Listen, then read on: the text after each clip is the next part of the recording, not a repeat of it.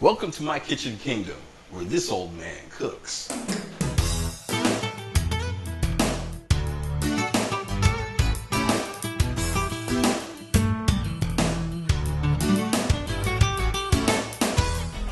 Welcome to Kitchen Kingdom, where this old man throws down the chow down. In this episode, I'm going to prepare beef short ribs. About time, right?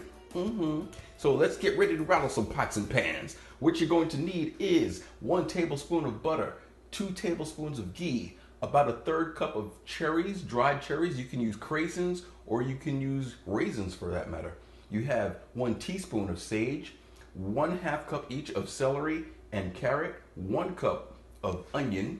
Now the beef broth or stock and the wine the amount you need will depend on how many ribs you're going to braise. We have 1 tablespoon of unsalted tomato paste, and of course, our lovely beef back ribs. Let's do it. On this pan, I have the 2 tablespoons of butter with about 2 tablespoons of angry oil. What we're gonna do is go ahead and start searing our ribs.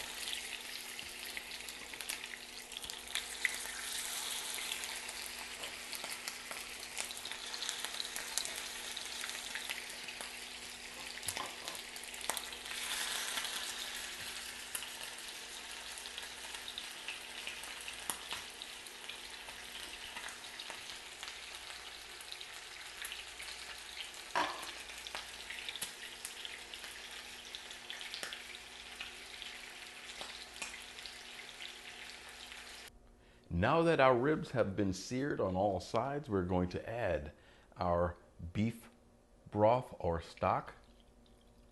You want to cover these ribs about 3/4 of the way, but you don't want to submerge them. And that's the difference between stewing and braising. With stewing, your liquid comes to a boil and the meat is completely submerged. You're going to cover this and bake it off low and slow. A 325-degree oven will suffice for about 1.5 hours. Now that the ribs are braising, we are going to take our onion in the same pan. Do not rinse the pan. Don't use a clean pan. We want all that goodie in there.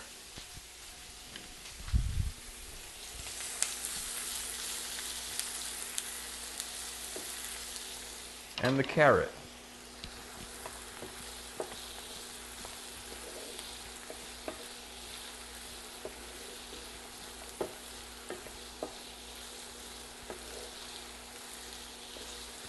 Now the reason why we're not going to add the celery at this point is because celery has a lot of water.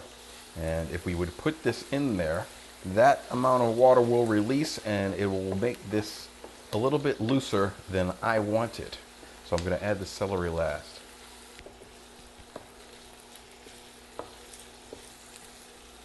Now we're going to take the red wine.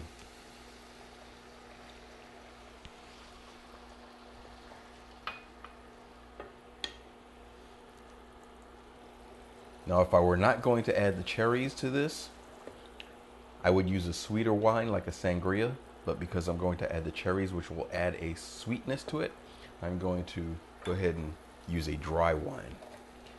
Speaking of the dry cherries, we'll add that now, along with the tomato paste. The tomato paste will add some acidity, plus help to thicken up our reduction once we start reducing it. Last but not least, we're going to do the celery.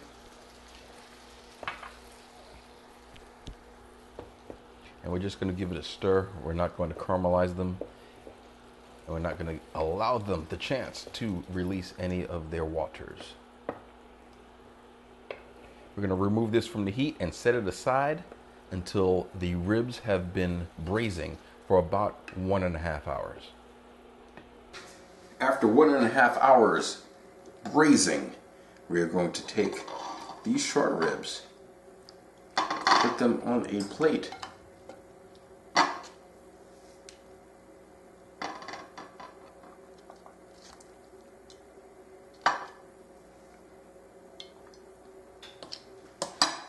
and then add the vegetable mixture that we prepared earlier.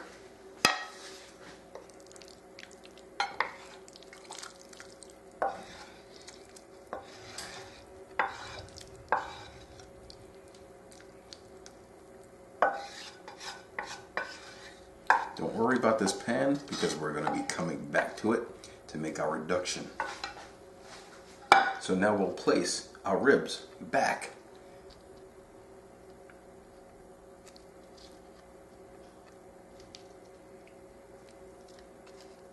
I don't see any further need for additional liquid. We're going to put this back in the oven, 325, lid off for another 30 to 60 minutes.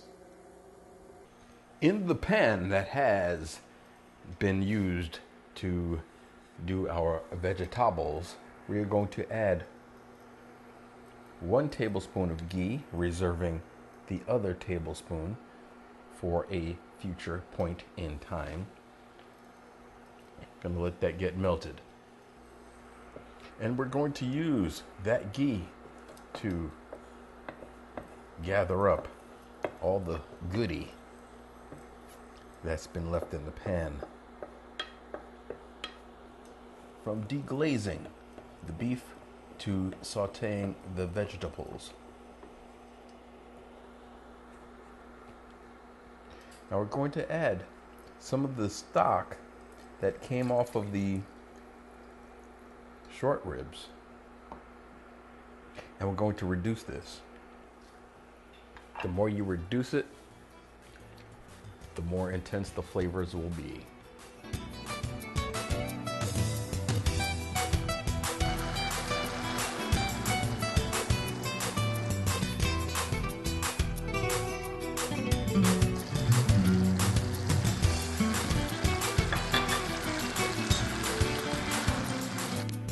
You will want to take your reduction and skim off the fat. Bring it back up to temperature and add your vegetable mixture.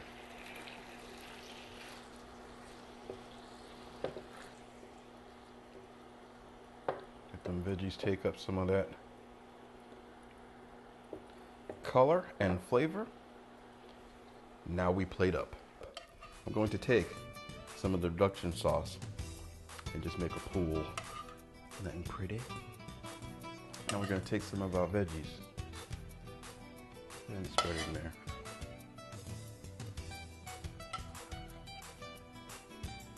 And now to the #1 star of the show, our lovely beef back ribs.